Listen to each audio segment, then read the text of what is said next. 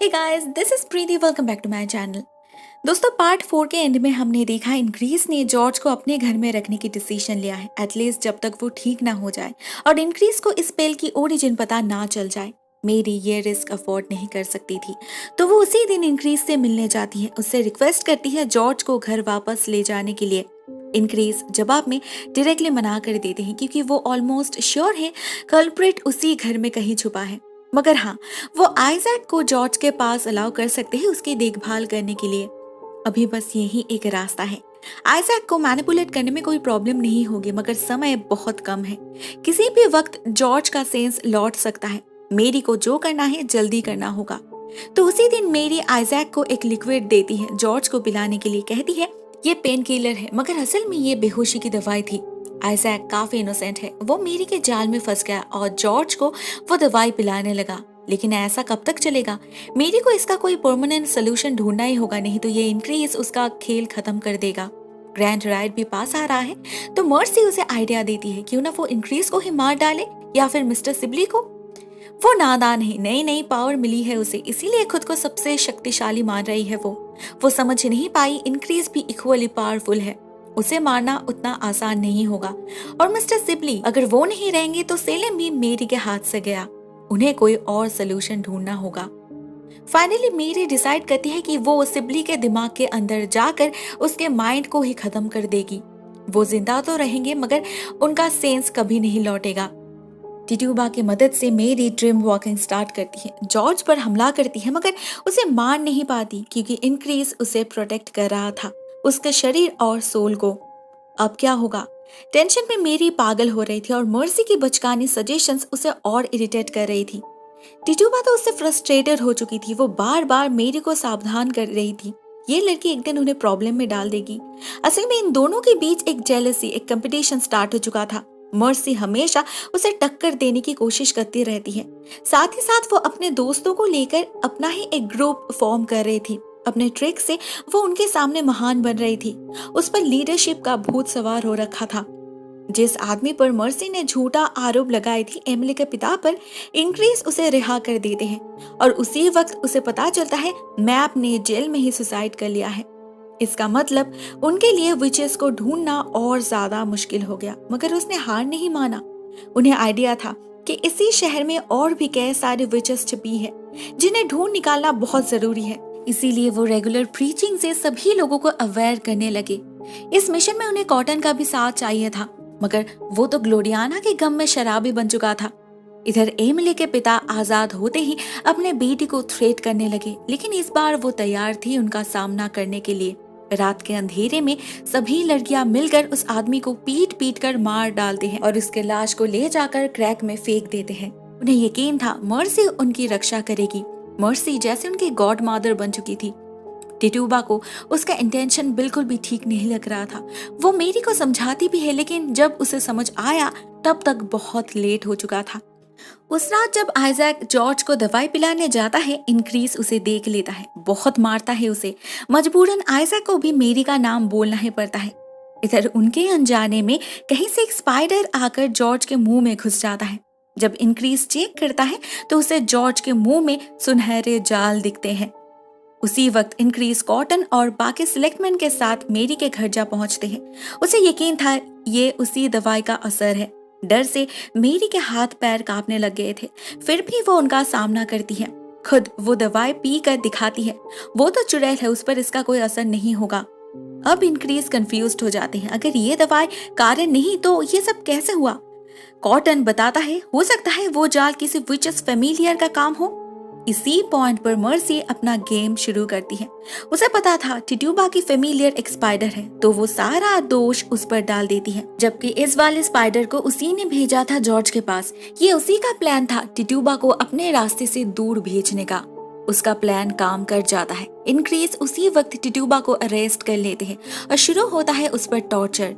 टिट्यूबा सिर्फ मेरी की सर्वेंट नहीं थी, उसकी दोस्त भी थी, her one and only true ally. वही आज इनक्रीज के हाथ बंदी है, न जाने कितने टॉर्चर झेलने पड़ेंगे उसे मर्सी पर बहुत गुस्सा आ रहा था। क्यों किया उसने ऐसा? भले ही मर्सी कहती है उसने जो किया मेरी को बचाने के लिए किया, मगर उससे मेरी का भरोसा उठ चुका था। मेरी नेक्स्ट डे इंक्रीज से अपील करने जाती है। वो मामूली सी लड़की विचक्राफ्ट कैसे प्रैक्टिस कर सकती है, मगर ज्यादा फोर्स करने से इंक्रीज का शक मेरी पर भी जा सकता था, तो मेरी ज्यादा कुछ बोल भी नहीं पाती। इस सब के बीच मिस्टर हिल बहुत शांत दिख रहे थे। बहुत मिस्टीरियसली कहते हैं टिटूबा इस मौके का फायदा जरूर उठाएगी। टिटूबा पर टॉर्चर शुरू हो चुका था। Tongue tearer, skull crusher, thumb crusher, breast ripper, न जाने कैसे कैसे औजारों से वो टिटूबा को दर्द देते हैं। सबसे खतरनाक था एक चोक पियर नाम का टूल, जिसे लड़कियों के प्राइवेट पार्ट में डाला जाता था।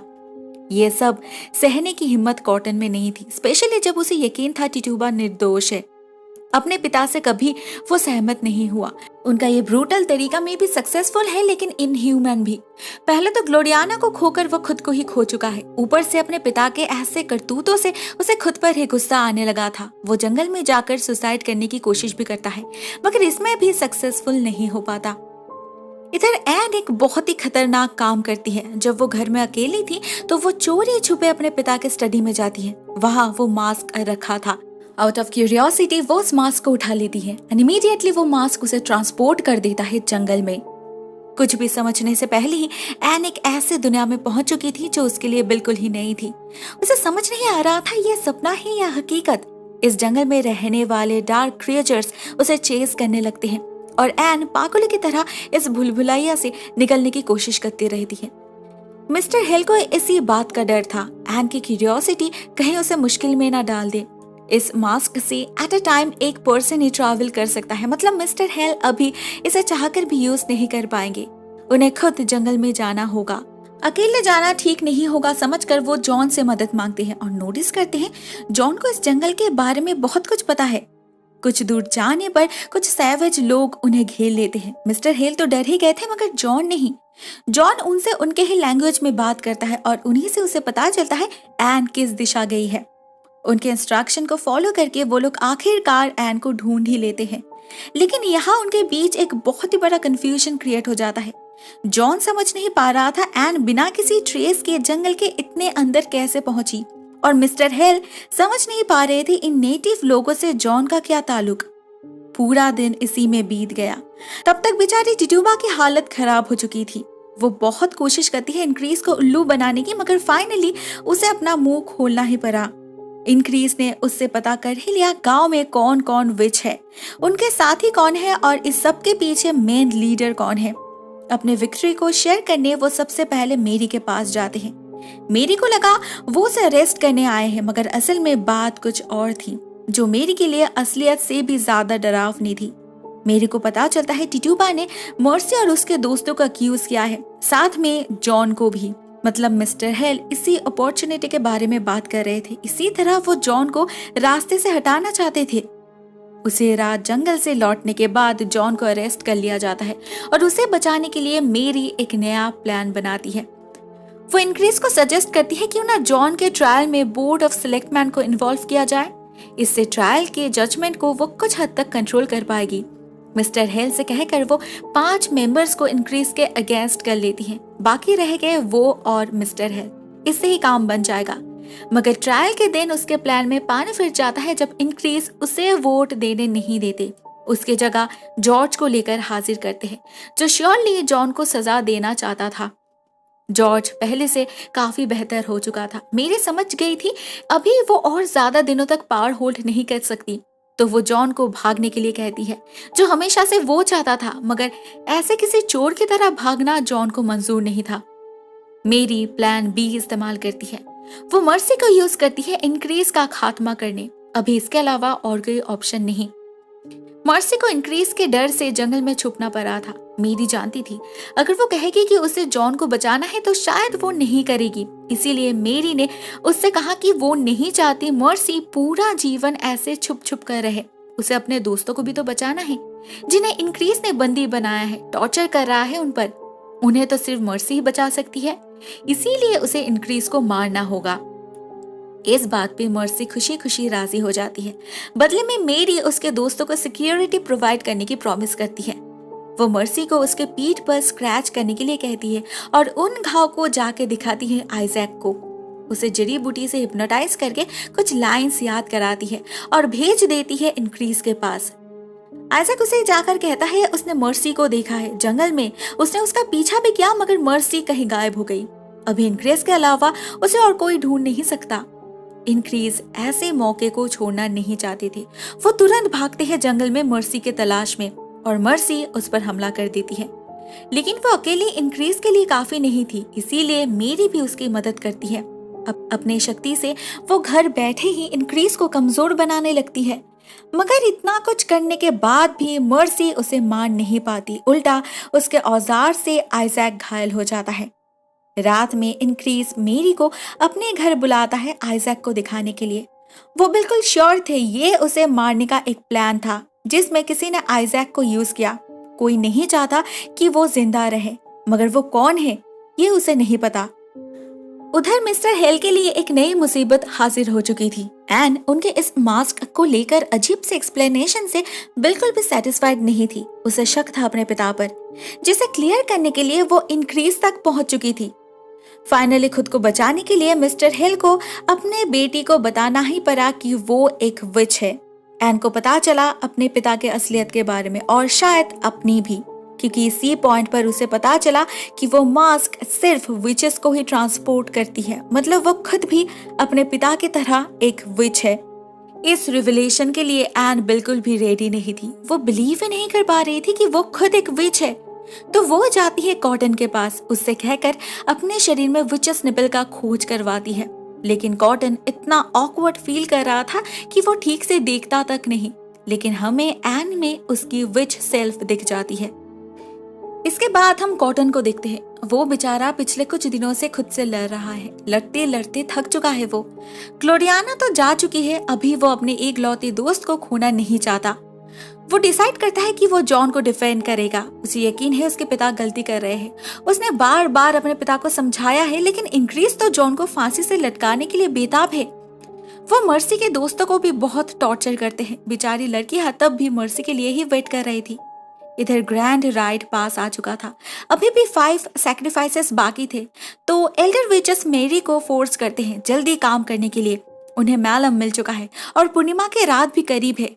बाकी 4 तो मेरी को अरेंज करना होगा, लेकिन जॉन की मौत निश्चित है। वैसे भी एक बार ग्रैंड राइड कंप्लीट होने पर सेलिम में जो महामारी शुरू होगी उससे कोई बच नहीं सकता। तो वो आज मरे या कल, क्या फर्क पड़ता है?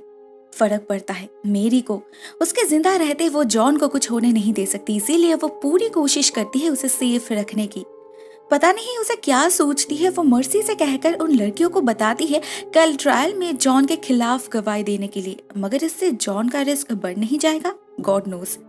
नेक्स्ट डे चर्च में इनक्रीज जॉन पर एक के बाद एक आरोप लगाता है। कहता है वो जिन 7 सालों के लिए गायब हो गया था, उसी समय उसे नेटिव इंडियंस के पास विचक्राफ्ट की नॉलेज मिली। सेलिम वापस आकर भी यहाँ पर अपनी सैटानिस्ट प्रैक्टिस कंटिन्यू रखा उसने। मेरी सिपली के घर गया रात के अंधेरे में उसे सिड्यूस करने के लिए। एन को दिन दहाड़े भरे बाजार में किस किया। ऐसे करतूत कोई भले इंसान तो नहीं कर सकता। इसके बाद मर्सी के दोस्त भी गवाही देते हैं कि मर्सी ने उन्हें कहा है वो जॉन था जिसने उसे विच बनाया। इतना ही नहीं, जॉन ने उनके साथ भी फिजिकल रिलेशन बनाकर उन्हें इम्प्योर करके उनके सोल को डेविल के हाथ सौंपने पे मजबूर किया। इतने बड़े एक्यूजेशन के बाद भी कॉटन जॉन का साथ देता है। वो सबके सामने कहता है कि उसके पिता ने इन लड़कियों को फोर्स किया है जॉन के खिलाफ बोलने के लिए। असल में जॉन के इनोसेंस को लेकर वो जितना कंफर्म्ड था, ग्रैंड राइट को लेकर उतना ही टेरिफाइड।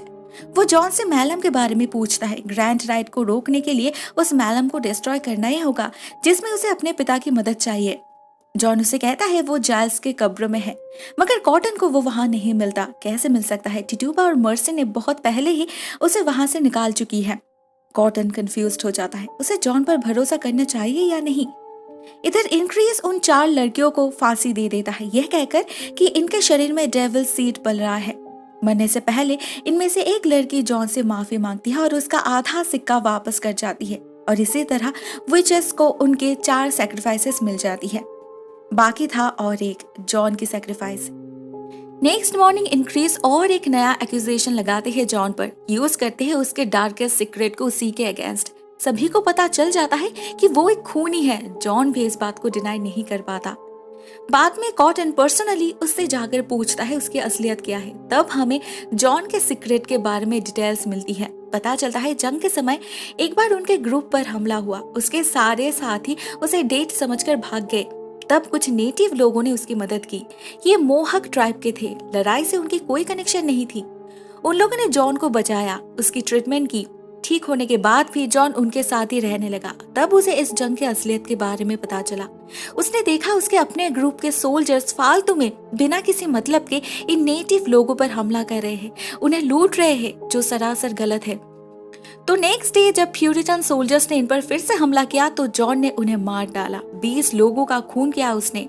वो खुद को गलत नहीं मानता, लेकिन इन प्यूरिटन्स के लिए वो एक ट्रेटर ही है। इन एनी वे उसे कल फांसी दी जाएगी। सब कुछ खत्म हो चुका था। फिर भी मेरी हार नहीं मानती। वो जॉन को बचाने की लास्ट कोशिश जरूर करेगी, भले इसके लिए उसे अपना रियलिटी जॉन के सामने लाना क्यों ना पड़े। उसी रात वो जेल के अंदर जाती है और जॉन के साथ खुद को जंगल में ट्रांसपोर्ट करती है। उसे भागने के लिए कहती है। ऐसे मैजिक से जॉन समझ जाता है कि मेरी एक विच है। कुछ देर के लिए वो स्टंट हो जाता है, लेकिन इससे उसका प्यार कम नहीं होता। अभी भी वो मेरी के बिना जाना नहीं चाहता, लेकिन मेरी कैसे जा सकती है। उसे बाकी विचेस जाने दे तब ना। उसे ग्रैंड राइड भी तो कंप्लीट करना है, वो भी आज। अभी भी एक सैक्रिफाइस बाकी है। इधर मर्सी भी उसके अगेंस्ट जा चुकी है। मेरी ने उसके दोस्तों को क्यों नहीं बचाई, उन्हें स्केपबोर्ड की तरह यूज की अपने सैक्रिफाइस को पूरा करने के लिए। ये धोखा उससे सहन नहीं हो रहा था। वो खुद को new queen of the night घोषित करती है, मतलब उससे और मेरी को कोई मदद नहीं मिलेगी। लेकिन जॉन के इंसिस्टेंस से वो कहती है कि आज रात वो अपना सारा काम खत्म करके यहीं पर उससे आकर मिलेगी। उसके बाद वो लोग एक साथ न्यूयॉर्क भाग जाएंगे, इस सब से बहुत दूर। तब तक जॉन को यहीं पर उसके लिए वेट करना होगा। मेरी तभी जाती है एल्डर विचेस के पास अपने प्लान के बारे में बताने। वो इस ग्रैंड राइट से क्विट कर रही है। उसके बिना ही उन्हें यह कंप्लीट करना होगा और फाइनल सैक्रिफाइस भी उन्हें ही ढूंढना होगा। अभी उसे अपनी जिंदगी जीना है जॉन के साथ। मगर इन विचेस को पता था उसे कैसे रोकना है। वो टिट्यूबा को भेजते हैं मेरी के पास, जो उसे एक बॉक्स दिखाती है। इसमें था एक हेयर लॉक जो मेरी के बेटे का है। हाँ, 7 साल पहले उसने जिस बच्चे को सैक्रिफाइस किया वो बच्चा मरा नहीं, बल्कि इन विचेस ने उसकी परवरिश की। आज अगर मेरी चली गई तो वो उससे मिलने का मौका गवा देगी। मेरी कश्मकश में पड़ जाती है, उसे क्या करना चाहिए। उधर हम कॉटन को देखते हैं, खाली जेल के सामने खड़े अपने पिता को कोसते हुए। उसे लगा इनक्रीस ने चोरी छुपे उसे फांसी दे दी, मगर इनक्रीस उसे बताते हैं वो ऐसा क्यों करेंगे जब उसे हमेशा से ही पता है कि जॉन कोई विच नहीं है। मगर हाँ, वो एक विच का प्रेमी जरूर है। मतलब उन्हें बहुत पहले से मेरी पर शक था, जो ग्रेजुअली समय के साथ पक्का हो गया। और कल रात जॉन का ऐसे जेल से गायब हो जाना इसी बात का सबूत है कि मेरी ने अपनी मैजिकल पावर यूज की उसे आजाद करने में। मतलब उन्हें बहुत पहले से ही पता था मेरी एक विच है, लेकिन इसे साबित करना मुश्किल था। इसीलिए उन्होंने जॉन को इंटेंशनली यूज किया, क्योंकि उन्हें पता था सिर्फ जॉन को डेंजर में देख के ही मेरी वल्नरेबल फील करेगी और कुछ गलती कर बैठेगी। उसे ये भी शक है कि ये दोनों आज रात भागने वाले हैं, तो उसने पहले से ही उन्हें रोकने का प्लान करके रखा है। उन्होंने अपना हाथ काट के उस खून को एक कपड़े पे लगा के उस कपड़े को जॉन के पॉकेट में डाल दिया और बाकी खून को दूसरे कपड़े पे लगा के हाउंड से स्मेल करवाया, जिससे ये हाउंड सी जंगल के अंदर जाके उन्हें ढूंढ निकाले। शाम होते ही हम मिस्टर हेल को देखते हैं अपने पूरे परिवार के साथ एक सीक्रेट सैंक्चुअरी में जाके छुपते हैं 1 हफ्ते के लिए, क्योंकि आज रात ही शहर में प्लेग शुरू होने वाला है। इस कमरे में आते ही एन धीरे धीरे अपनी ट्रू सेल्फ रियलाइज करने लगती है, जिसके लिए वो तैयार नहीं थी। वो इतना ज्यादा एक्साइटेड हो जाती है कि खुद पर काबू नहीं कर पाती। अपने शक्ति से अपने ही पेरेंट्स को मार डालती है। उधर मेरी ना जाने क्या प्लान कर रही थी। वो आइजैक को उस मैलम को डिलीवर करने के लिए कहती है, साथ में उसे बहुत सारे पैसा भी देती है। कहती है ये चीज बहुत खतरनाक है आइजैक, इसे पहुंचाकर उसे तुरंत वहां से भागना होगा जितना जल्दी हो सके। और हाँ, शहर छोड़ने से पहले उसे कॉटन को एक खत भी देना होगा। हम जंगल में जॉन को देखते हैं। सोल्जर्स उस तक पहुंच चुके हैं, उसे चेस कर रहे हैं। और इधर मेरी जाती है इनक्रीज के पास उसका सामना करने। उसे क्या लगा मेरी भी जॉन के साथ जंगल में होगी, वो वहीं पर उन लोगों का खून करेगा? नहीं, मेरी इतनी बेवकूफ नहीं है। उसे प्यूरिटन्स की सोच बहुत अच्छे से समझ आती है। उसे ग्रैंड राइड कंप्लीट करना है जॉन के बिना, तो इनक्रीज से अच्छा सैक्रिफाइस और कौन हो सकता है। लेकिन वो खुद उसे नहीं मारेगी। उसकी मौत उसके अपने बेटे के हाथ लिखी है। मेरी ने ऑलरेडी उसे खत लिखकर कन्विंस कर चुकी है, जिससे कॉटन उसे बचाने आए। और मेरी उसके सामने ये साबित कर पाए कि उसके पिता एक पागल है, उसके जैसे इनोसेंट लड़की को विच समझकर टॉर्चर कर रहे हैं। उसका प्लान सक्सेसफुल हो गया। कॉटन उसके जाल में फंस गया और उसे बचाने के चक्कर में उसने अपने पिता को ही मार डाला। पूरा हो गया 13 सैक्रिफाइसेस। मेरी कॉटन को समझा बुझाकर बॉस्टन के लिए रवाना कर देती है, नहीं तो उसे भी मरना पड़ेगा, और वो खुद इंक्रीज को लेकर जंगल पहुंच जाती है। उधर तब तक आइजैक पहुंच चुका था जंगल के अंदर, लेकिन मैलम को रखने से पहले ही वो फट जाता है। पूरे शहर में प्लेग स्प्रेड होने लगता है, जिसका पहला शिकार बनता है बेचारा आइजैक।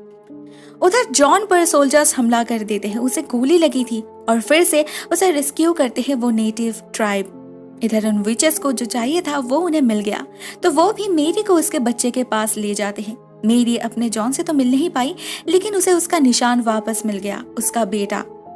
दोस्तों सीजन 1 यहीं पर एंड होती है, मेरी की एक नई जिंदगी के स्टार्ट और मर्सी से उसके राइवलरी के साथ, जो उसे इतने आसानी से छोड़ने वाली तो नहीं। एनीवेज, आज के लिए बस इतना ही दोस्तों। Thank you so much for watching this video. बहुत जल्द मिलते हैं इसके नेक्स्ट पार्ट के साथ, तब तक के लिए टेक केयर, टाटा।